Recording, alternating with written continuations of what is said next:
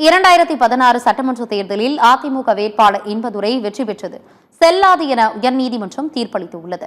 தமிழகத்தில் கடந்த 2016ஆம் ஆண்டு நடைபெற்ற சட்டப்பேரவை பொதுத் தேர்தலின் போது நெல்லை மாவட்டம் ராதாபுரம் சட்டமன்ற தொகுதியில் அதிமுக வேட்பாளர் இன்பதுரை 69,590 வாக்குகள் பெற்று வெற்றி பெற்றார். அவரை எதிர்த்து போட்டியிட்ட அப்பாவு 69,541 வாக்குகள் பெற்று தோல்வியடைந்தார். இதனால் இன்பதுரை அப்பாவுவை விட 49 வாக்குகள் அதிகம் பெற்று வெற்றி பெற்றதாக அறிவிக்கப்பட்டது. இதனை எதிர்த்து அப்பாவு சென்னை உயர்நீதிமன்றத்தில் வழக்கு தொடர்ந்தார். கடந்த 10 ஆண்டுகளாக நீடித்த வழக்கில் சென்னை உயர்நீதிமன்றம் இன்று அதிரடி தீர்ப்பு வழங்கியுள்ளது.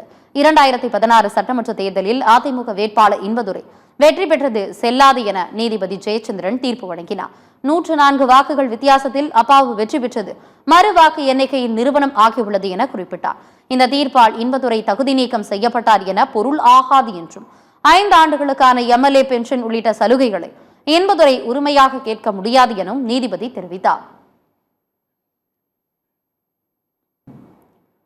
இன்பதுரை வெற்றி செல்லாது என்ற தீர்ப்புக்கு வரவேற்பு தெரிவித்துள்ள அப்பாவு இந்த தீர்ப்பு மிகுந்த மகிழ்ச்சி அளிக்கிறது, இறுதியாக நீதி வென்றுள்ளது என கூறினார்.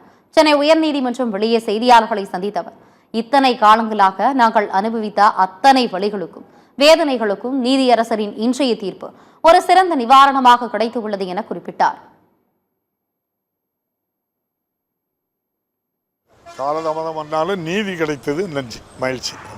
உண்மைக்கு புறம்பாக, நீதிக்கு புறம்பாக, அரசியலமைப்பு சட்டத்துக்கு விரோதமாக அதிகாரத்தை பயன்படுத்தி அப்பாவை தூக்கி வெளியே வீசிவிட்டு அவர்கள் தேர்ந்தெடுக்கப்பட்டதாக அறிவித்தது செல்லாது என்று இன்று நீதிமன்ற தீர்ப்பு.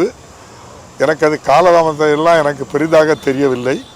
நீதி வென்ற மகிழ்ச்சியில் உங்களோடு நான் பயந்து, உங்களுக்கே தெரியும் இந்த கோர்ட்டில் எவ்வளோ தடவை அலைஞ்சிருப்போம் அப்படின்ட்டு சொல்லி, எத்தனை படி ஏறி இறங்கியிருப்போம் அப்படின்ட்டு சொல்லி, இதுபோல் உச்ச நீதிமன்றத்திலையும் எவ்வளவு முறை நம்ம சென்று வந்தோங்கிறதெல்லாம் அவங்களுக்கு அவ்வளவு வழிகளையும் இன்று நம்முடைய இந்த நம்ம நீதியரசருடைய தீர்ப்பு அந்த வலிக்கு நிவாரணமாக கிடைத்திருக்கிறது.